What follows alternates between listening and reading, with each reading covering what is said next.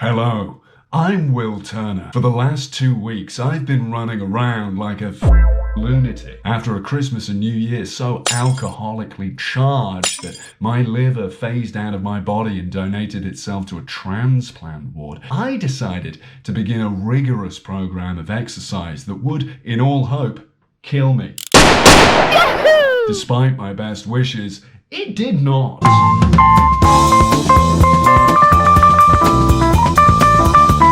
Initially, I proclaimed that I'd run 5 kilometers every single day for 2 weeks straight. Unfortunately, this spiraled desperately out of control. Instead of running 70 kilometers over a 14-day period, I ran 111. That's nearly 1/6 of the length of England, which, when I say it like that, doesn't seem that far at all.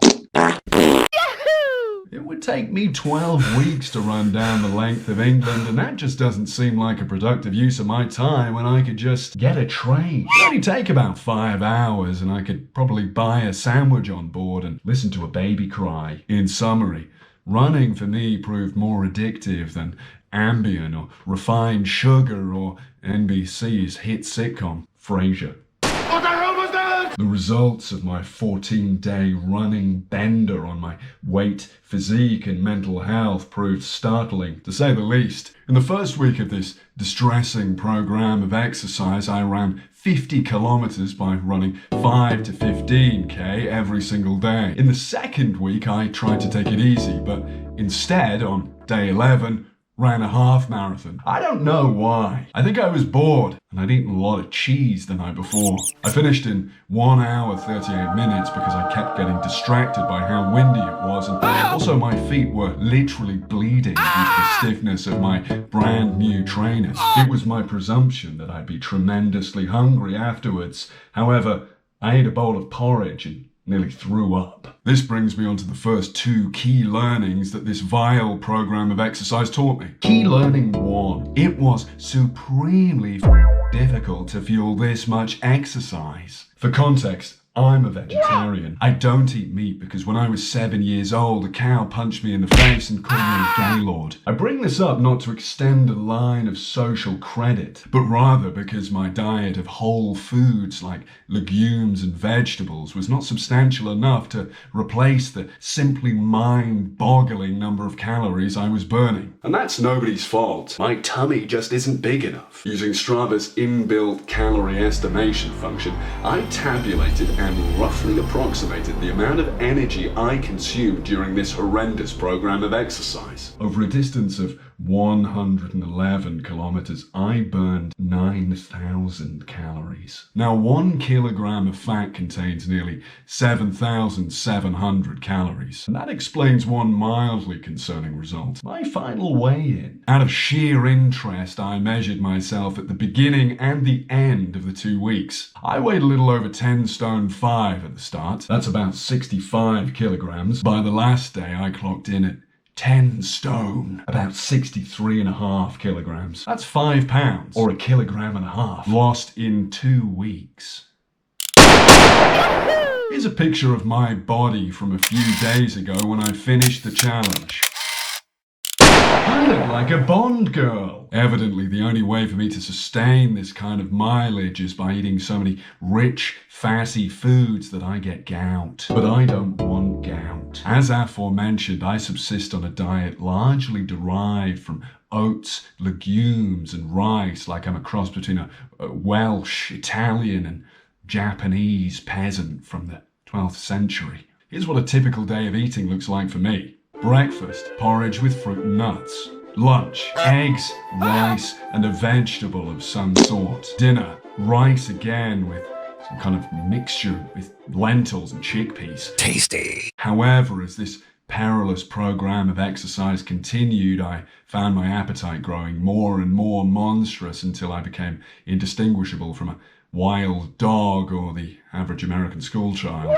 My ape brain compelled me towards simple carbs like refined sugar or white bread. I would go downstairs in the dead of night and eat marmalade straight from the jar. It was kind of depressing. I literally cannot impress upon you enough how hungry I became. One day a pack of carpet samples came in the post, and honestly, there was a square of mauve California shag that I could have eaten with cheese and tomato. And this confirms some research that I'd undertaken, as if this video is grounded in anything of any scientific merit, on runner's metabolism, which may be the most boring thing I've ever said in my life. You see, when running, your metabolism temporarily increases to burn carbohydrates and access stores of fat to create energy. Running regularly, by engaging in roughly 2.5 to 5 hours of moderately intense cardio a week, is one of the best ways to maintain one's weight. Once my body had cottoned on to the fact that it was burning an extra 400 to 1,000 calories every day, it forced me to replace that energy with what I can only describe as a savage gluttony. It's what people in the know call runner's hunger, which is perhaps one of the driest, most uninventive pieces of terminology I've ever heard in my life. It doesn't do justice to the feelings I've been experiencing at all. It should be called runner's gourmandizing of an 18th century French aristocrat. And that's the kind of truthful content you're not going to find on www.runnersworld.com or a Casey Neistat blog. To stave off runner's hunger or runner's gourmandizing of an 18th century French aristocrat, you should eat a snack after running that's high in protein and contains whole carbohydrates, not just an apple and nearly pass out in the shower like me. Jesus Christ, that's strong. I'm gonna go insane. This is a cavalcade of grotesquerie. Learning too. It's very easy to become addicted to running and to covering longer and longer distances. After a few days, I noticed that my brain was responding to this sinister program of exercise like a lab rat being given small chunks of double Gloucester and morphine after completing a simple puzzle. Running was becoming the highlight of my day, and I anticipated it in a train-spottily-like way.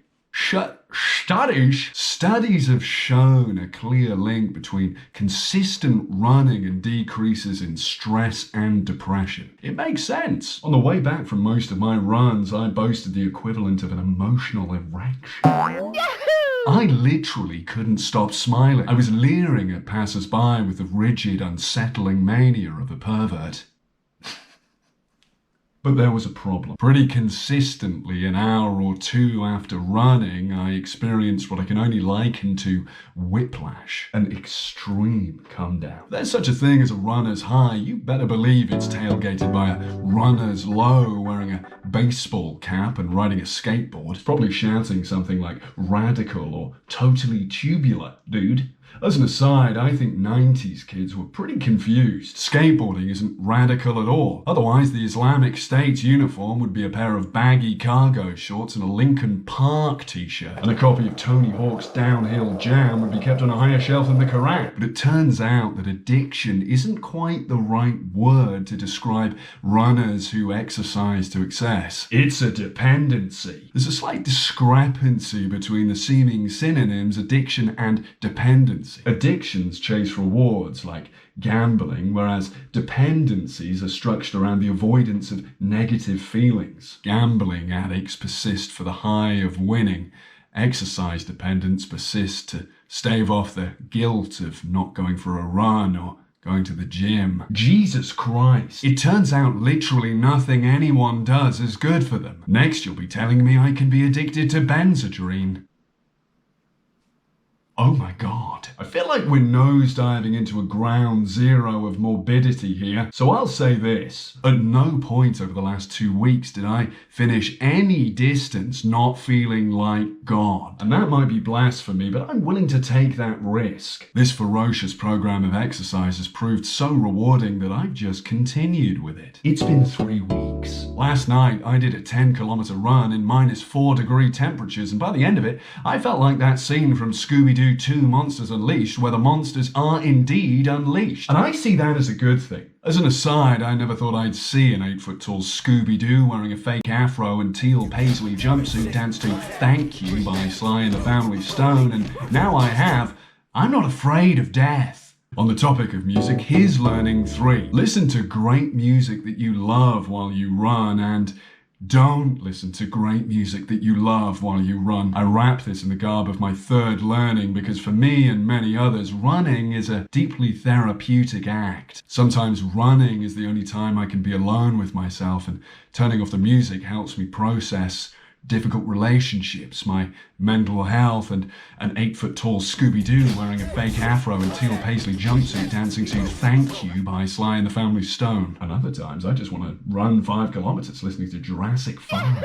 But another thing this gratuitous program of exercise has taught me is that though running is therapeutic, it is not therapy. Unlike most people, I have to live inside of my own brain, and it's pretty weird in here. I'm scared of calories. Eating bread triggers my fight or flight response. It doesn't matter if you run a half marathon, marathon, or ultra marathon, your brain will still be in your skull, simmering, close to boiling, like a big pan of broth. You cannot destroy a big pan of boiling broth by running away from it. You've got to seek help and throw antidepressants at that shit. I'm going to taper this video off now at the fear of revealing too much of my awful personhood to you too quickly. Running every single day for an extended period of time has helped me a profound amount. Compared to the beginning of the year, physically and mentally, I am, if not unrecognizable, at least wearing a false mustache and a wig. I am literally the fittest I've ever been in my life. But if you looked at me without my clothes on, which nobody should ever have to do, you'd think that I only ever leave the house to buy mayonnaise. But that's okay, because I like the fact that I can run for 2 hours straight, but kind of look like a starving giraffe. We're on the home stretch here, and I've made myself another coffee. I want to go outside. Christ, that's strong. The joy I get from pushing my body and making my feet bleed slightly outweighs all negatives. However, if you're going to follow in my stead, I suggest you digest my key learnings. Once again, those are: 1. Be prepared to eat more food than you've ever eaten in your life. 2. If you're feeling anxious or depressed at the thought of missing a run, it's a sign that you might be becoming dependent on those sexy little endorphins that flood your body every time you finish a run. And it might give you the same category of putrid calluses it's given me. 3. Music's important. You might hit your fastest 10K time listening to Elton John, but remember, let your brain breathe in the precious vacuum of silence that running can afford you. 4. Running isn't therapy. I feel the need to include a 5th key learning because 4 is kind of a weird number to end this on. So, 5. Have an espresso sometimes before you run. Trust me, it's better than Class A drugs. Okay, thanks for making it through this video. You can find extensive notes and a link to my running playlist in the description down below. This is the first video I've made in about 5 years, so if it seems unprofessional to you, that's because it is. Okay, goodbye. Ciao for now.